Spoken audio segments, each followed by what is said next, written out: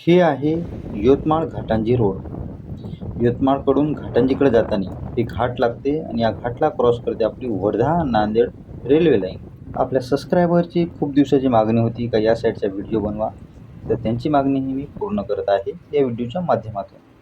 तत्पूर्वी तुम्ही जर चॅनलवर नवीन असाल तर चॅनलला सबस्क्राईब करा मित्रांनो. बघा, इथपर्यंत राहणार आहे ती ब्रिज जी घाटंजी रोडवरून येणार आहे. इथून कमीत कमी 500 मीटर अंतरावर याचं शेवटचं टोक आहे. आणि या साईडहून म्हणजे वर्धेहून येणारे हे अर्थवर्क आहे रेल्वे लाईनचं. आणि ही ती जागा जिथं ब्रिज मेन राहणार आहे. इथून रेल्वे क्रॉस होणार आहे.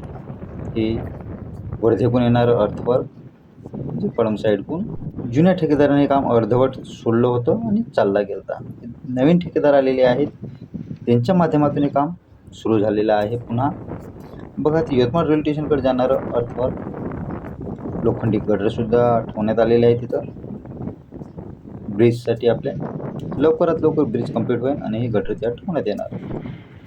मित्रांनो, व्हिडिओ आवडत असेल तर लाईकही करा, तुमच्या मित्रमंडळालासुद्धा शेअर करा. हे बघा, हे शेवटचे टोक जिथून हे ब्रिज समजा चालू होते असे मला चालते किंवा संपते घाटंजीकडून. म्हणजे आपण आलो तिथून हे 500 मीटरवर आहे. या जागेपासून ते 500 मीटरवर आहे. आणि हे मेन पॉईंट जिथून रेल्वे क्रॉस होणार आहे आपली वर्धा नांदेड. मित्रांनो, कळंब कामाठवाड्यापर्यंत रेल्वेचं काम कंप्लीट झालेलं आहे.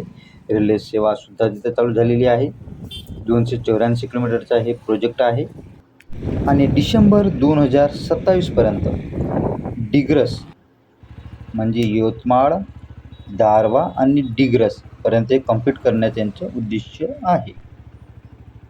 बघा, हे ब्रिज थोडासा लांबलेला आहे, म्हणजे 500-600 मीटर लंबा आहे हे ब्रिज, कारण की घाटातला आहे. आणि या पॉईंटवर हे संपणार आहे ब्रिज, जी घाटंजीकडून येणार आहे ते. मित्रांनो, आजची अपडेट इथपर्यंतच होती. पूर्ण बघितल्याबद्दल धन्यवाद. भेटूया नवीन लोकेशनवर.